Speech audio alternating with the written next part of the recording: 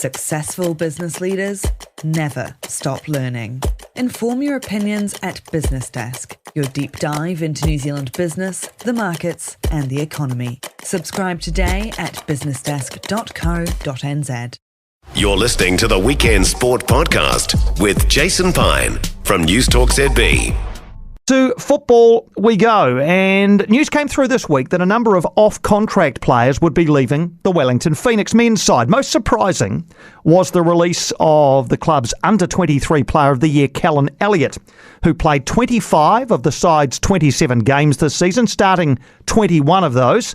His form was so good that he also debuted for the All Whites in the two-game series against China in March, but he hasn't been able to negotiate a new contract. Callan Elliott is with us. Thanks for joining us, Callan. Tell us how this process all played out. So, Phoenix offered me a contract a few months ago, and yeah, there was just a few things I wanted changing. I would have loved to stay at the Knicks. You know, I love the club. The bunch of boys that we had were, you know, top notch. I love the fans. I learnt a lot under Uffy. But I just wanted the buyout clause was a bit too high for my liking, so I tried to negotiate that. And yeah, there was no really negotiating from the club, and in the end, they pulled my offer the day before the departure list came out. Yeah. So. Just explain the buyout clause to us and why it was so important for you to have that in there. Well, the buyout clause is if a club wants you, they've got to pay that certain amount for me. They've got to pay that buyout clause. But for me, you know, playing in Europe is a big dream of mine. I obviously went over to Greece for a year, but didn't actually play. You know, I want to go over and, you know, actually play some games over there. And yeah, I just felt like that huge buyout clause was going to hinder my dream for the next 3 years, to be honest. And, you know, like I said, I tried to lower it, but the club weren't budging, and yeah, they ended up just pulling it. So basically you reached an impasse then, or seemingly so, that you wanted a certain amount for the buyout clause. The club wanted it to be a lot higher than that. You couldn't meet on that, and then all of a sudden there was no contract there. Yeah, exactly that, basically. So you would like to have stayed if negotiations or further negotiations could have been had? Yeah, for sure. You know, like I said, you know, I love this club. You know, I've got some good mates in the team. You know, we always had a good time. The trainings were always good. You know, I love playing in front of the Wellington fans. So, yeah, I mean, if we negotiated right, 100%, I would have liked to stayed. Why do you think they were unwilling to do that? Have they explained to you why? Or during the process, do you know why they didn't want to lower that number? No, I mean, I'm not sure. They didn't really say. The club, you know, they put what they thought was the right price on me, and you know, I didn't agree with it, to be honest. So yeah.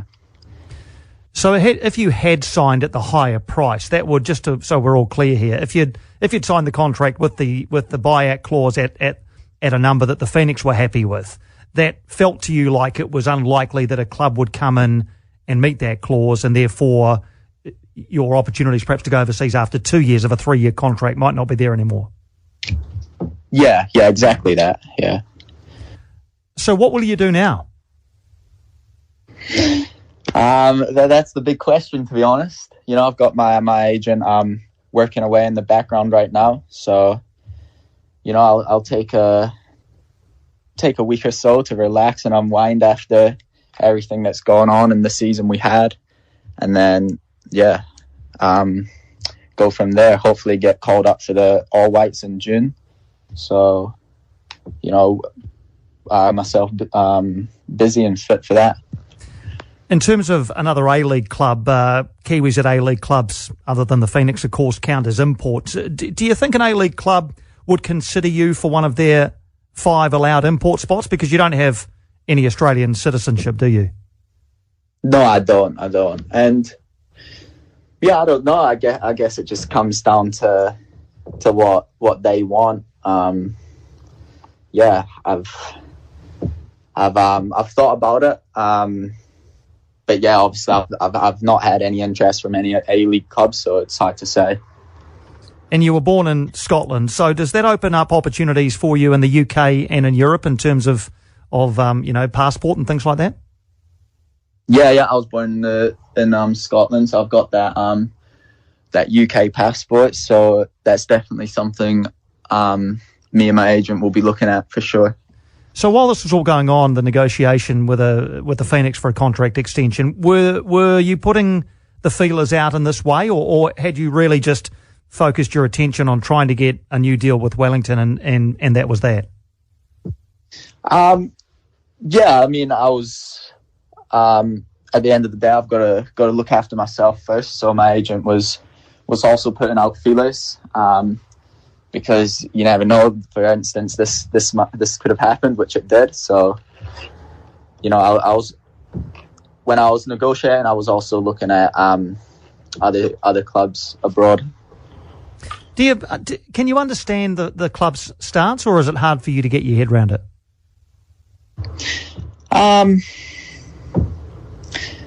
To be honest, it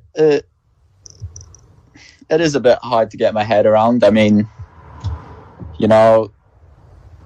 if they lowered that buyout clause, then I would have well and truly signed. I'm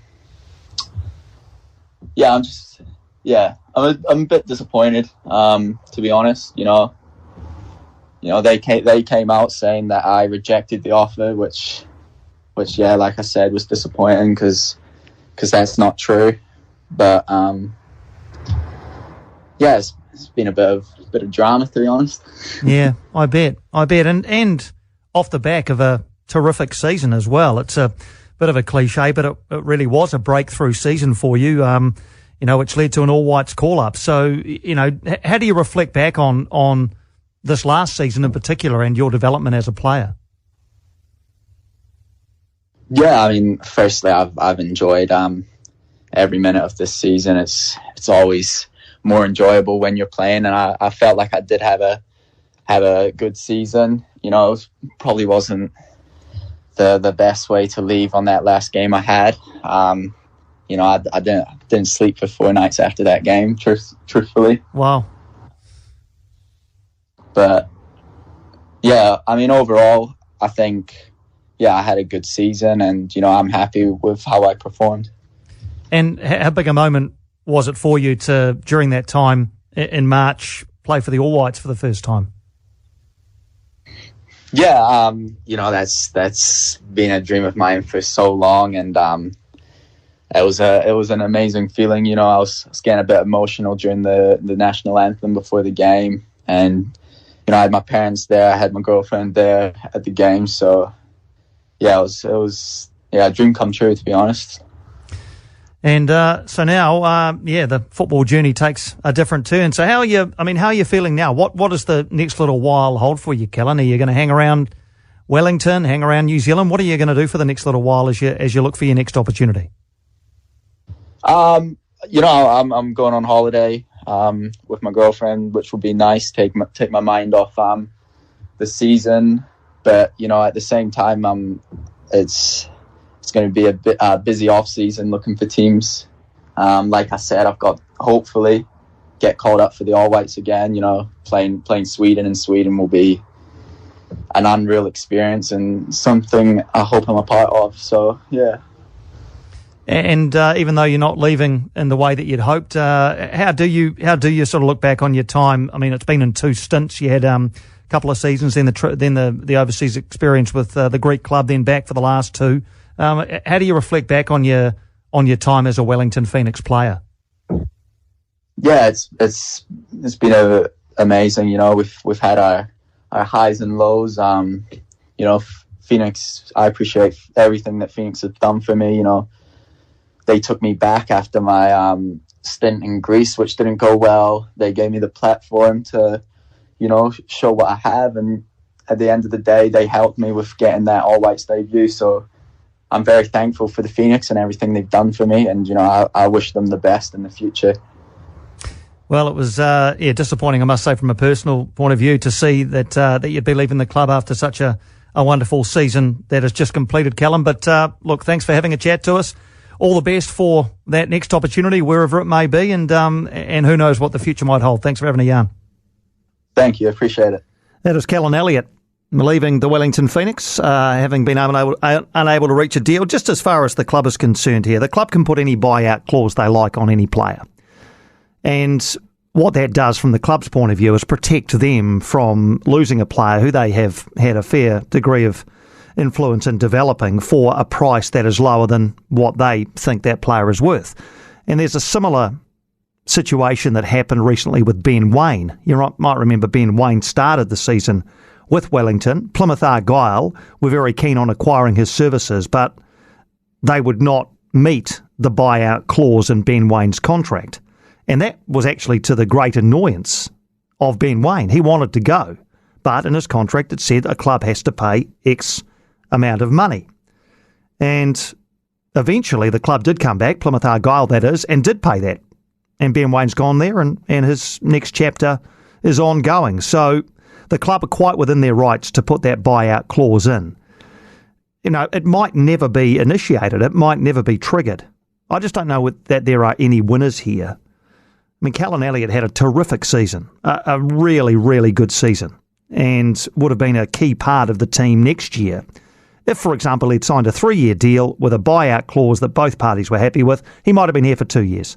And then a club might have come in and paid that money. And the club would have gone away with some money, and Callan Elliott could have continued his career beyond the next couple of years, let's say. As it is now, there aren't any winners. So we have to wait and see now what happens to Callan Elliott and what happens to the Phoenix as they look to fill a pretty important spot on their roster. For more from Weekend Sport with Jason Pine, listen live to News Talk ZB weekends from midday or follow the podcast on iHeartRadio. Hello, I'm Liam Dan, Business Editor-at-Large for the New Zealand Herald, and I'm back with another season of my podcast, Money Talks. In this series, we're not going to tell you how to get rich. We're not going to try and pick the next interest rate move. Instead, I'll be talking to some interesting New Zealanders about how money has shaped their lives and what they've learned about it through the years. Join us every Saturday for a new chat with an exciting range of guests from the world of business, politics and entertainment. You can find Money Talks with me, Liam Dan, wherever you get your podcasts.